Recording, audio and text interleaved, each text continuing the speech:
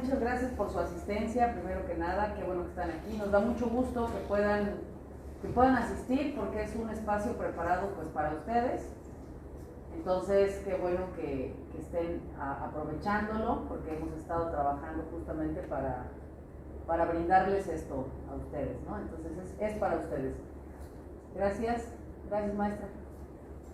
La charla del día de hoy se denomina Emociones, Salud Mental y el retorno presencial a clases. Vamos a ir viendo durante esta charla pues qué son las emociones.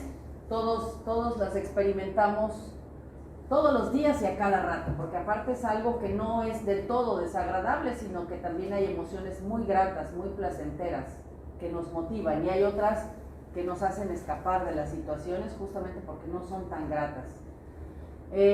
Vamos a ver qué relación tienen pues las emociones con la salud mental del individuo y a qué nos estamos enfrentando ahorita que regresamos a clases presenciales, y cómo nuestras emociones de alguna manera se alteran y cómo esto también afecta a nuestra salud mental, porque es una situación nueva, es una situación diferente que nos enfrenta a retos y tenemos nosotros que afrontarlos. Bueno, lo primero es decir que las emociones son reacciones psicofisiológicas de las personas ante situaciones relevantes desde un punto de vista adaptativo. Esto quiere decir que son reacciones de nuestro organismo dirigidas y comandadas por el sistema nervioso autónomo, ese que no podemos controlar. Tenemos control sobre nuestros movimientos, tenemos control sobre nuestro lenguaje, sobre nuestra vista, pero esa parte de nuestro sistema nervioso que controla las emociones sale de nuestro control por completo. Entonces, no podemos controlar el latido cardíaco, por ejemplo, que es una de las reacciones psicofisiológicas que se activa cuando sentimos una emoción. No podemos tampoco controlar el tamaño de nuestra pupila, por ejemplo, que es otra reacción psicofisiológica que se manifiesta en nuestro organismo cuando experimentamos una emoción. Entonces, por eso de pronto las emociones suelen ser tan comprometedoras, ¿no? Porque no las podemos controlar. Pero tienen una función muy relevante en nuestro organismo, ayudarnos a adaptarnos a las demandas del medio. Dichas situaciones, las que nos evocan, las que nos hacen experimentar una emoción, pueden implicar peligro, daño, amenaza, sorpresa, éxito, novedad. Y son universales, es decir, las experimentamos nosotros, que estamos en esta pequeña porción del territorio mexicano, las experimentan quienes están del otro lado del mundo, es decir, existen en todas las personas, en todo el mundo, y las fotografías que presento aquí son justamente de las expresiones faciales características de cada una de las emociones básicas. Entonces, en todos lados se expresa de la misma manera la alegría, mediante una sonrisa, la sorpresa, mediante este levantamiento de las cejas, abrir la boca, ¿no? ¡Wow! Luego decimos ¡wow! La ira, todos nos hemos puesto iracundos en algún momento, y cómo se siente que el organismo se tensa, ¿no? Y el entrecejo se frunce. El miedo, cuando vemos una víbora. Yo siempre pongo el ejemplo de la serpiente porque yo le temo a las serpientes. Y ya me advirtieron que aquí hay varias, pero bueno, yo hasta ahora no me he encontrado ninguna. Pero bueno, el miedo, ¿no? Así va a ser mi cara de sorpresa cuando me la encuentre en el pasillo. El asco, el desprecio. Entonces, todas estas son las emociones básicas: alegría, sorpresa, ira, miedo, asco, tristeza, desprecio. Y se manifiestan exactamente de la misma manera en todos los individuos de todo el mundo, independientemente de la raza, de la cultura, de las creencias, de las preferencias sexuales, etc. Entonces, ya se sabe cómo es la expresión universal de cada una de las emociones básicas. ¿Las emociones son útiles? O sea, todos los organismos las experimentamos. ¿Serán útiles o no serán útiles? Porque mucho se habla de, no, tú no tienes derecho a sentir miedo, tú no tienes derecho a sentir estrés, cálmate, pero ¿por qué estás estresado? No, es que voy a exponer, no, pero ¿por qué estás estresado? Pues si ya leíste, no, o sea, las emociones son útiles, finalmente tienen un papel adaptativo para el ser humano, nos ayudan a adaptarnos a la situación. Fíjense, preparan al organismo para responder adecuadamente a las demandas del ambiente. Hagan de cuenta que yo voy caminando, me encuentro esa serpiente, ¿y qué voy a hacer en ese momento para tratar de ponerme a salvo? Correr. La primera reacción va a ser correr, o sea, huir. Si yo no experimentara esta serie de cambios fisiológicos de los que hablábamos hace rato, por el miedo de ver a la serpiente, muy seguramente mi cuerpo no tendría la energía ni la distribución de glucosa a lo largo del organismo para salir corriendo. Y yo no me pondría alerta, sino que yo me quedaría ahí, ¿no? Y entonces, pues así la serpiente me muerde.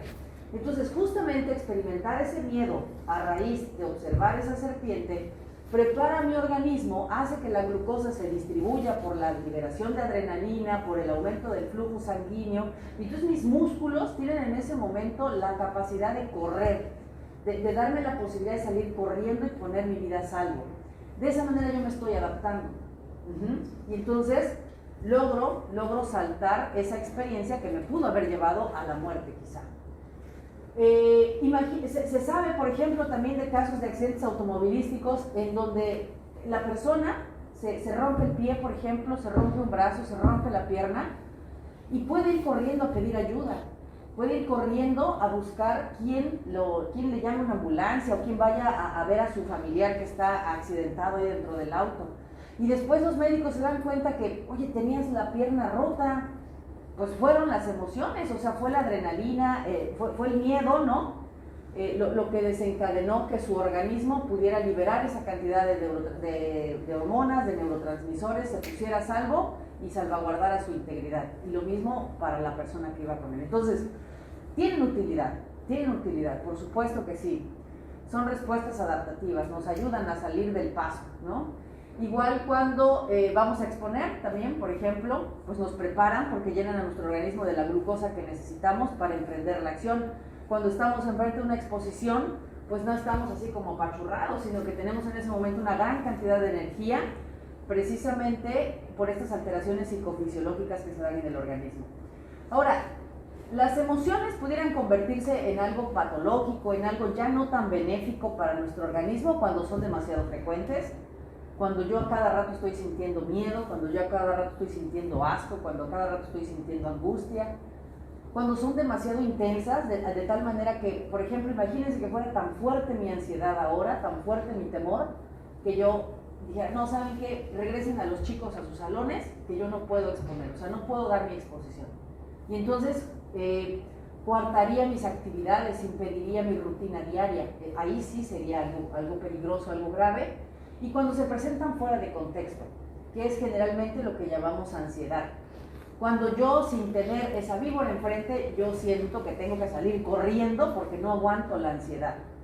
Entonces, en ese momento también las emociones pues ya se convierten en algo patológico, en algo que ya no es normal. Ya no es una respuesta adaptativa, sino al contrario, ya es una respuesta desadaptativa que me va a impedir llevar a cabo mis actividades cotidianas. La siguiente. Dentro de nuestro cerebro, y esto me gusta mucho ponerlo porque hay personas que dicen, no, es que yo no siento las emociones. Oye, no sentiste, no, yo me sentí normal, o sea, para mí no implicó mayor problema. Tiene mucho que ver eso con cómo nosotros, qué pensamos acerca de la expresión de nuestras emociones. Pero lo que sí es un hecho es que todos, absolutamente todos, tenemos dentro de nuestro cerebro el sistema límbico o sistema emocional, que es el encargado de procesar las emociones. Entonces no le crean mucho a esa persona que dice, yo no sentí nada, yo no experimenté emociones. No, sí las está sintiendo porque su cerebro está dotado de las estructuras cerebrales que le permiten procesar las emociones. Más tiene algún pensamiento respecto a la experimentación de esa emoción que le impide manifestarlo libremente. Pero esta parte de nuestro cerebro, fíjense que lo interesante es que la compartimos con todos los reptiles, por ejemplo, ¿no? La compartimos con los perros, con los mamíferos que están abajo de la escala filogenética de nosotros, y la compartimos, por ejemplo, con las serpientes. O sea, la parte que regula nuestras emociones se comparte con otros animales que están muy por abajo de la escala filogenética. Es decir, lo que nos hace diferentes, lo que nos hace seres extraordinarios es la parte que aparece arriba, la corteza cerebral, lo que se ve en color cafecito. pero lo que se ve en amarillo, en una tonalidad un poquito más beige, verde, abajo, exactamente en el centro de la imagen, lo compartimos con otros animales. Entonces, por eso de pronto vemos que nuestro perrito mueve la cola, ¿no? Cuando llegamos, o que se pone triste, o nuestros gatos, porque compartimos esas estructuras que regulan las emociones. Entonces, no se crean eso de que no se experimentan, al contrario, todos las sentimos porque tenemos estas estructuras en nuestro cerebro que nos hacen procesarlas. Gracias. La siguiente. Ahora bien, ¿de qué depende de que se expresen o no las emociones? Muchas veces nosotros decimos, no, yo no sentí nada, o nos portamos como muy ecuánimes, como que no experimentáramos emociones, o como que nos cuesta hablar de ellas un poquito. Y es que las emociones, esta serie de cambios psicofisiológicos, tiene al menos 3 sistemas de respuestas. O sea, lo experimentamos y la manera en que nosotros lo manifestamos puede ser en 3 formas. Primero, la forma cognitiva subjetiva, cómo yo expreso, qué digo acerca de la emoción que estoy sintiendo. Luego, lo conductual, o sea, cómo se manifiesta en mi cara, en mi rostro, en mi cuerpo. Cuando se experimenta una emoción positiva, nos ponemos como parlanchines, ¿no? Más habladores, quizá nuestro tono de voz cambia, nos sentimos como muy agitados cuando experimentamos la alegría, por ejemplo. Y lo fisiológico y adaptativo pues tiene que ver con estos cambios justamente regulados por nuestro sistema nervioso autónomo. ¿Cuáles son las respuestas psicofisiológicas específicas en las que se manifiestan, por las que se pueden manifestar las emociones? Dilatación pupilar. Cuando tenemos una emoción muy fuerte, sea positiva, negativa, sea alegría, sea miedo, sea asco, sea ira, las pupilas se nos dilatan y eso pues nos delata, ¿no? El componente cognitivo pues dice, no, yo no siento nada. Ah, pero tus pupilas están dilatadas, entonces algo está pasando. Otro componente fisiológico es, me sudan las manos, ¿no? Me están sudando las manos. El individuo que experimenta emociones puede ser que tenga las manos sudorosas y las mueva agitadamente. Resequedad bucal, la boca también se reseca, ese es otro componente fisiológico, así también se manifiesta la emoción. El latido cardíaco se acelera, ¿no? Todos lo hemos sentido, que el corazón se sale y pues ahí está la emoción, ahí está la emoción. Sudoración, también sudoración. Y hay un flujo sanguíneo, por lo tanto hay una irrigación sanguínea en todo el organismo. La glucosa también está distribuida. El objetivo es que la glucosa esté distribuida en todo el cuerpo para responder a lo que hay enfrente. Entonces, mediante estos 3 sistemas de respuestas es que vamos a manifestar las emociones. El fisiológico y adaptativo sale de nuestro control por completo. O sea, ese no lo podemos controlar. No lo podemos controlar. El conductual expresivo, pues sí, yo puedo hacerme la disimulada y decir, no tengo miedo, no siento asco, me aguanto porque no debo sentir asco ante esta situación, por ejemplo. No debo sentir miedo, no debo mostrarme muy alegre en este momento y entonces como que me porto más recatada, ¿no?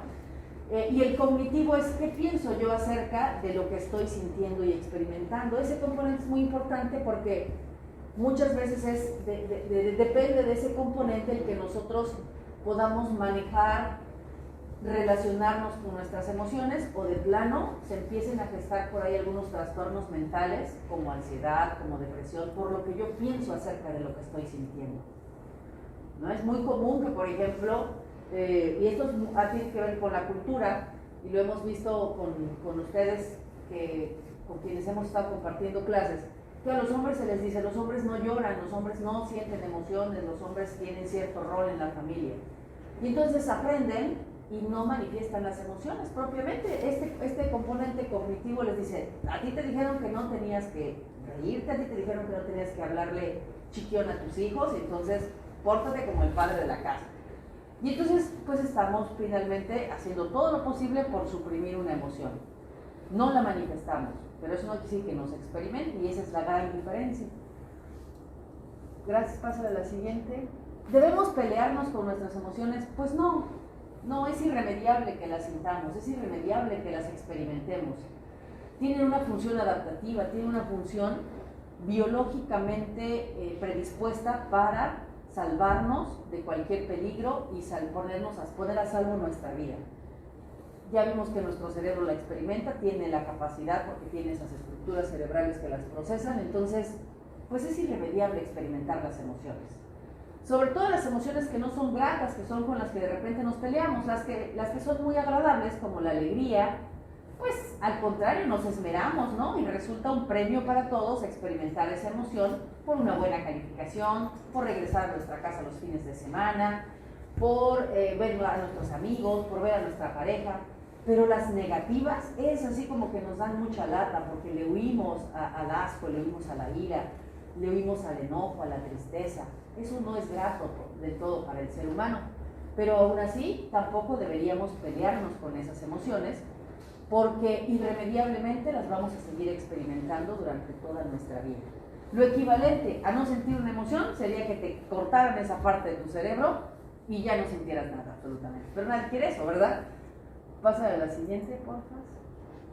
Ahora, ¿qué es la salud mental? Esta definición seguramente ustedes la conocen, porque se las debieron haber ya enseñado en sus materias, incluso nosotros la revisamos. Es un estado de bienestar físico, mental y emocional en el que la persona se da cuenta de sus propias aptitudes, puede afrontar las presiones normales de la vida, trabaja productiva y fructíferamente y es capaz de hacer una contribución a su comunidad. Es muy demandante esta definición de salud mental. O sea, quiere todo, ¿no? Quiere todo absolutamente del ser humano. Pero si se dan cuenta, es un equilibrio, tendría que haber un equilibrio. No por dejar de experimentar las emociones, sino por aprender a manejarlas, por aprender a relacionarnos. Que ese componente cognitivo no sea una carga pesada para la experimentación de las emociones y que no nos haga decir, yo no debería estar sintiendo esto, sino al contrario, o sea, ¿por qué lo siento? Y buscar la manera de saber por qué lo estamos sintiendo. Y eso es justamente algo que puede coadyuvar al mantenimiento de la salud mental, a su mejora también, porque muchas veces lo que yo pienso acerca de una situación o de la experimentación de mis emociones es lo que me hace enfermar y perder ese equilibrio del cual habla esta definición. ¿De qué depende nuestra salud mental? Pues de factores sociales, psicológicos, biológicos.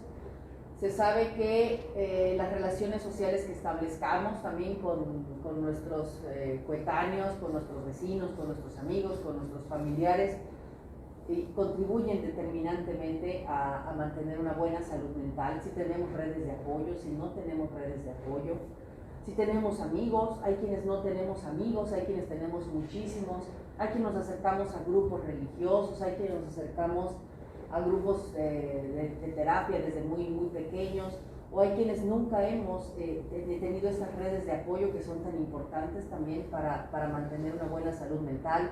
Hay quien le gustó la naturaleza desde el principio y pertenece a un grupo pues, naturalista y se van a observar aves, se van a limpiar el río, ¿no? O sea, todas estas cosas que de pronto hacen que nuestra vida tenga sentido, determinan una buena salud mental también, porque el encontrar sentido a nuestra existencia es una parte muy importante de la que habla también la psicología y que muchas veces no atendemos hasta que estamos en las últimas etapas de nuestra vida.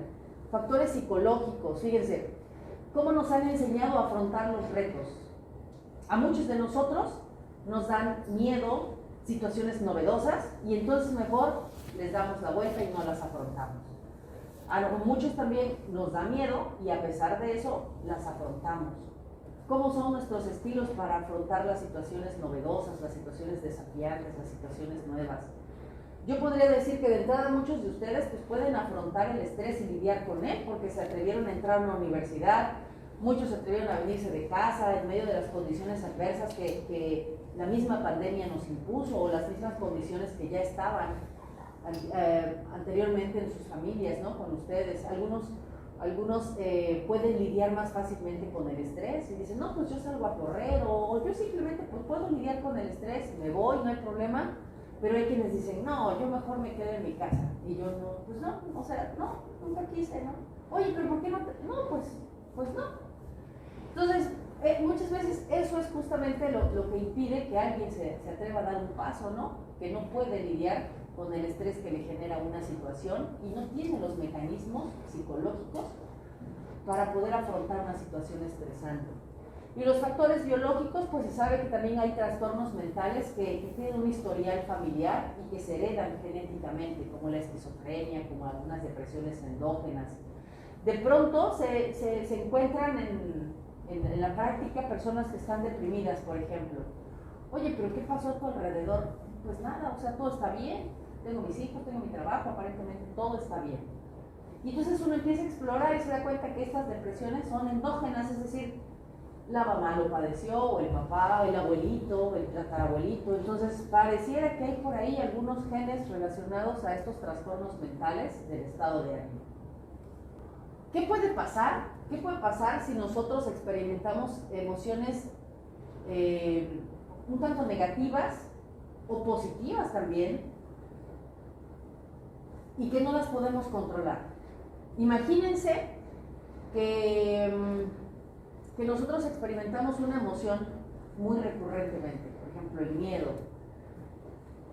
y todo lo que está a nuestro alrededor nos desencadena miedo, ira.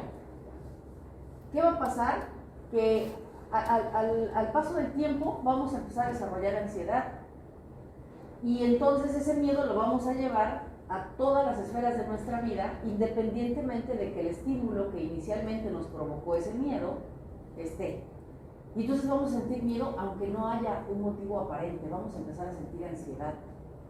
Y eso puede hacer que nosotros desarrollemos una respuesta de ansiedad desproporcionada e irracional ante un peligro. ¿Qué va a pasar? Que vamos a empezar a adoptar algunos hábitos poco saludables, porque eso va a impactar en nuestro ciclo sueño-vigilia, no vamos a poder descansar adecuadamente, vamos a empezar a tomar medicamento para dormir, a lo mejor vamos a empezar a fumar, a lo mejor vamos a empezar a alcoholizarnos.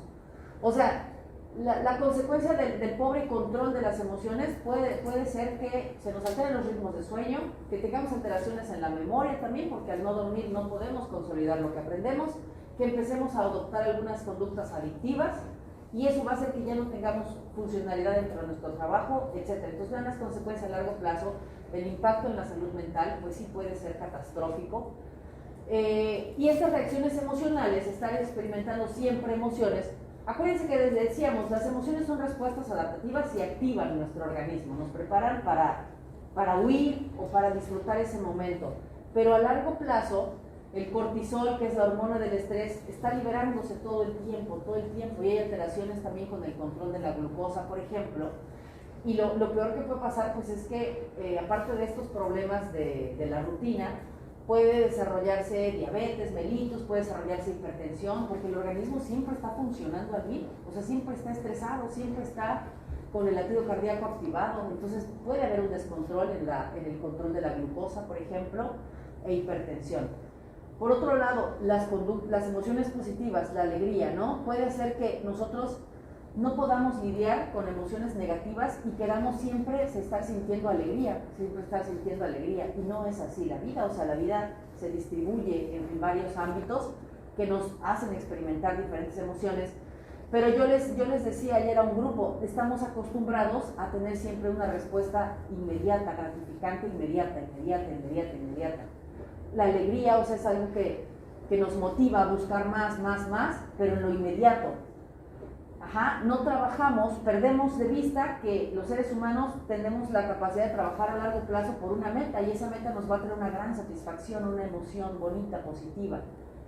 Nos clavamos en lo inmediato, en la recompensa inmediata. Nos la da las redes sociales, nos la da el alcohol, nos la da el sexo, nos la da las adicciones. Todas esas recompensas inmediatas pueden a largo plazo hacernos adictos a eso, y puede no ser tan positivo para las metas que como adultos pudiéramos forjarnos a largo plazo. Por ejemplo, terminar la carrera, ¿no? Que es ahorita una meta que ustedes tienen a largo plazo, de aquí a 3, 4 años.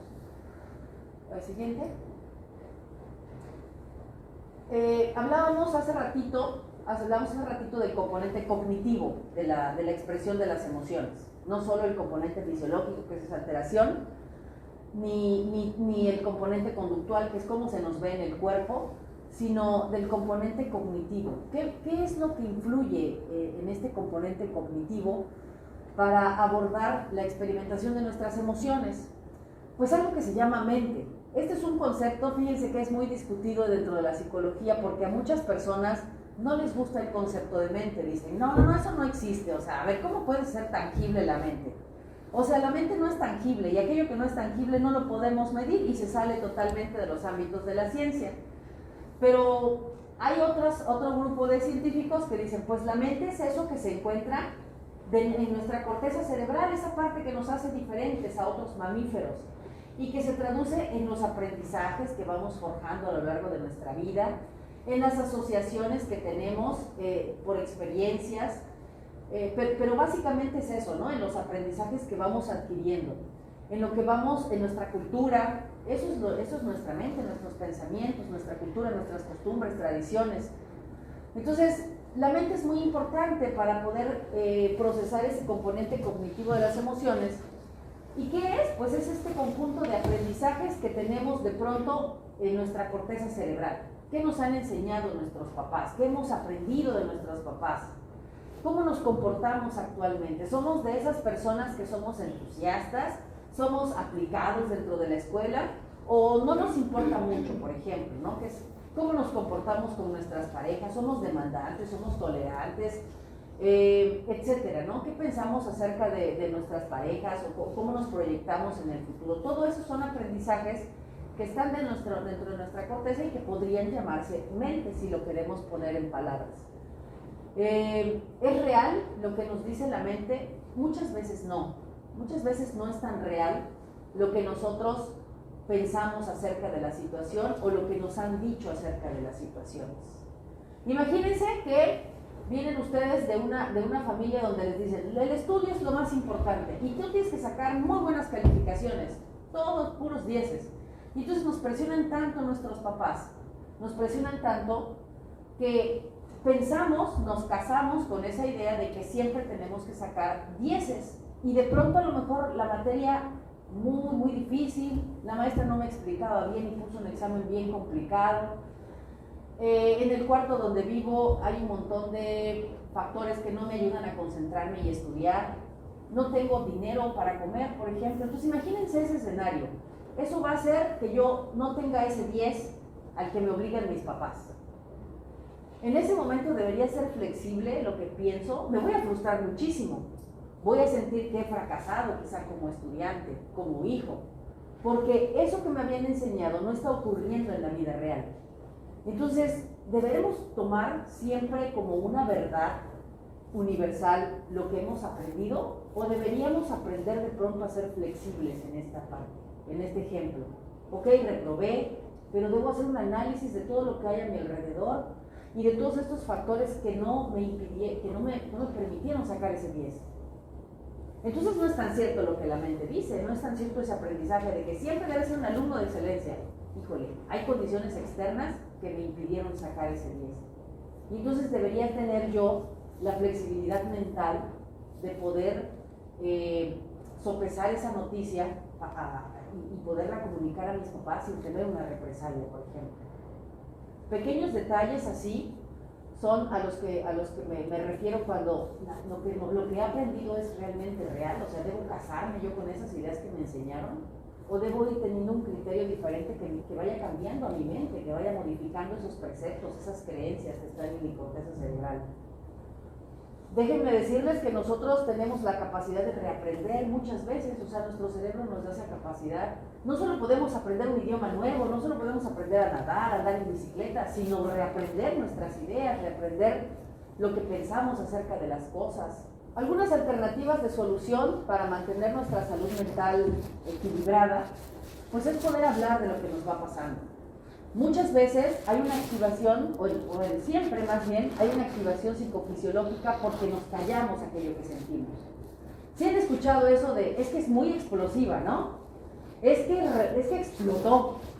Ok, sí, justamente pasa eso, o sea, es normal. Muchas veces las emociones se van guardando, se van tapando, se van disimulando, pero está ahí la incomodidad, está ahí la alteración en el equilibrio mental. Entonces, hablarlo, decirlo, expresarlo, puede ser muy benéfico, porque eso tan solo le va a traer al organismo una sensación de bienestar, de tranquilidad, de paz. Y eso es muy importante para mantener una buena salud mental. Esto también va a poder favorecer la red de apoyo. Contar con alguien es muy importante para trabajar estos asuntos que de pronto para el ser humano solito parecen muy complicados. Tener una red de apoyo con mis compañeros, con mis amigos, con mis profesores, puede hacer que yo sienta que cuento con alguien. Puede hacer que yo sienta que cuando me pasa algo puedo pedir ayuda y no puedo tener que resolverlo solo. Hay situaciones muy complicadas a lo largo de nuestra vida donde no podemos resolverlas solo, tenemos que pedir ayuda. Y dar ese paso de poder pedir ayuda y decir, yo necesito que alguien me ayude, para muchos seres humanos es muy difícil, es muy complicado. Nos enseñan, más bien no nos enseñan a que tenemos que pedir ayuda a lo largo de nuestra vida. Nos dicen, tú puedes solo, tú puedes solo, tú puedes solo. Y no es cierto, el sistema colapsa en algún momento y ya no podemos más. Y van a mejorar también nuestros estilos de afrontamiento, es decir, a lo mejor lo que antes nos provocaba estrés y le huíamos, ahora lo puedo afrontar un poquito. A mí siempre me costó a lo mejor querer aprender un idioma nuevo. Caray, pues hoy puedo lidiar con ese estrés que me va a provocar el no pronunciar bien las palabras. Y le puedo pedir a la maestra de inglés, pues que me ayude, por ejemplo, ¿no? Y ya no me va a dar pena pronunciarlo mal. Pero muchas veces eso pasa, ¿no? Yo recuerdo, por ejemplo, que en mis clases, híjole, como que me daba pena que me escucharan, más porque tenía compañeros que de pronto ya habían estudiado en otras escuelas y venían muy avanzados, ¿no? Y le agarraban el hilo rapidísimo. Híjole, pues sí, o sea, yo apenas empezaba. Entonces, sí me provocaba, pues, miedo, estrés, estar en esa situación y tener que verme ridícula quizá, o tener que verme ahí, me daba pena, me daba miedo. Entonces, ¿cómo yo afronto eso? ¿Cómo yo lo enfrento? ¿Cómo yo lo abordo? Pues es algo que puede ir poco a poco desarrollándose para que no sea incómodo y no me impida realizarlo. Con relación a esto del retorno presencial a clases, muchos de nosotros hemos experimentado estrés por las muertes que hemos presenciado, cercanas, lejanas, de amigos, la ansiedad, el miedo que puede provocarme el hecho de sentirme expuesto a contagiarme. Yo ya tengo un previo aprendizaje. Muchos de nosotros ya tuvimos familiares enfermos, ya tuvimos, incluso nosotros estuvimos enfermos. ¿Y qué sentíamos? Angustia, desesperanza, miedo al futuro. Eso se queda registrado en nuestro sistema nervioso y entonces, ¿qué hacemos? Pues queremos evitar a toda costa volverlo a sentir. Queremos evitar a toda costa volver a enfrentarnos a esas situaciones tan estresantes de cuando estuvimos enfermos, ¿no es cierto? Hay un aprendizaje, entonces en automático el organismo, al verse expuesto a la posibilidad de volver a enfermar, pues va a hacer todo lo necesario por evitarlo y va a experimentar estrés, en ese vaivén va a experimentar estrés y desadaptación, por supuesto, también, porque muchos nos movimos de residencia, otros estaban en su casa, otros tuvieron que ajustar su rutina, muchísimas cosas que tuvieron que hacer para poder llegar a clases, poder integrarse, poder vivir, poder buscar un cuarto, tenerse que cocinar, etc. Es un cambio, es una crisis finalmente, no es cualquier cosa para el organismo, entonces eso requiere tiempo, requiere paciencia, requiere que seamos empáticos entre nosotros, requiere que nos atendamos, que busquemos ayuda.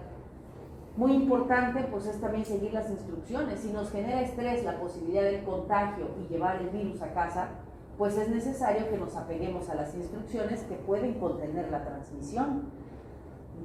Nosotros somos adultos y tenemos la capacidad de poder seguir instrucciones. Todavía quienes están en educación básica, con los niños, pues es más difícil que el niño pueda mantenerse con su cubrebocas y seguir una regla, ¿no? Pero nosotros somos adultos, entonces seguir las instrucciones pues es algo que nos puede liberar un poquito del estrés para descartar la posibilidad de un contagio y de una reinfección, por ejemplo. El trabajo constante, poco a poco, por supuesto en nuestras tareas, en nuestras actividades. No tenemos, y ayer lo platicábamos, no es necesario, no funciona estudiar un día antes, por ejemplo, sino lo importante es ir estudiando poco a poco, a pequeñas dosis todos los días, dormir bien, tener una agenda, establecernos una rutina. Eso es obviamente algo que funciona muy bien, pero requiere un tiempo para podernos adaptar. Y finalmente, ¿cómo puedo cuidar mi salud mental? Mantener una rutina normal, eso es algo que ayuda muchísimo. levantarnos siempre a la misma hora, tratar de acostarnos a la misma hora, comer al mismo tiempo, hacer nuestras tareas, destinar 1 o 2 horas al día para la recreación, para platicar con nuestras familias, para estar acostados, para ver una película, para ver la red social. Eso es un premio que nos podemos dar después de una larga jornada de trabajo. Tomarnos nuestra bebida favorita en ese momento. Eso es muy importante, ¿no? Y es un premio, es una recompensa, es una gratificación al esfuerzo. Conectarnos con otras personas, tener estas redes de apoyo de las que hablábamos, alimentarnos sanamente. Yo sé que eso es muy complicado, muy complicado para todos nosotros, porque a veces no hay la posibilidad de comer sanamente, tenemos que cocinarnos rápido, ¿no? Lo que se pueda, pues, porque hay que llegar a tiempo a clases, cenar también lo que se pueda, porque pues ya no me dio tiempo pasar a la tienda, pero en la medida de lo posible y cuando se pueda, pues incluir frutas, incluir verduras. Eso también va a ayudar a mejorar el funcionamiento de nuestro cerebro, nos va a mantener más alertas y no nos va a dar este bajón, ¿no? Después de comer. Cuidar las horas de sueño es súper importante también. ¿Qué tanto dormimos al día? Sacrificar las horas de sueño ahora está muy de moda, muy de moda. Decir, ay, pues me lleno de cosas y duermo poco. Pues total, no pasa nada, la noche es para trabajar. A mí me decían mis maestros en el doctorado, pues para eso está la noche, ¿no? Y yo decía, pues sí, tienes razón, pero platicaba ayer con la maestra Flor que después de dormir muy poco, pues enfermé, ¿no? O sea, mi cuerpo lo resintió, porque el sueño tiene una función muy importante para nuestro organismo. No es válido volarse las horas de sueño pensando que el sueño no es importante. El organismo se restaura, hay la creación de nuevas biomoléculas mientras dormimos, se consolida la memoria, procesos de aprendizaje. Entonces, no dormir no es una opción, al contrario, es un perjuicio hacia nuestra salud física y mental, por supuesto, porque quien no duerme, quien ha ido a clases, por ejemplo, y ha tratado de concentrarse después de una noche de privación de sueño, ¿qué se siente, no? O sea, no te puedes concentrar, por más que intentas, tus sentidos no están siendo funcionales, tu atención no está funcionando. Entonces te aburres, te distraes, no puedes mantener tu atención fija. Cuando no duermes bien, tu atención falla, simplemente no puedes poner atención, no te puedes concentrar. Eso es una consecuencia muy evidente y que se tiene muy a la mano de la falta de dormir. Simplemente no funcionamos al dormir. Aparte que nos sentimos cansados, agobiados, etc. Hablar de nuestros sentimientos con personas de confianza también es algo muy importante. Esto ya lo abordamos anteriormente. Y desarrollar la resiliencia, que es esta capacidad de adaptarnos a las nuevas situaciones, siempre buscando el lado positivo de estas, ¿no? A veces el